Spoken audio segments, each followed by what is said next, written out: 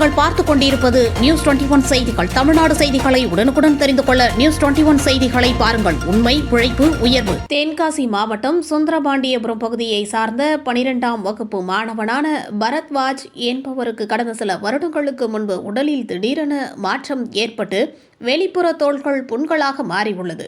அதனைத் தொடர்ந்து அவர் மருத்துவமனைக்கு சென்று சிகிச்சை பெற்ற பொழுது அவருக்கு சொரியாசிஸ் நோய் ஏற்பட்டிருப்பது தெரியவரவே சொரியாசிஸ் நோய்க்காக தொடர்ந்து அவர் சிகிச்சை பெற்று வருவதாகவும் கூறப்படுகிறது.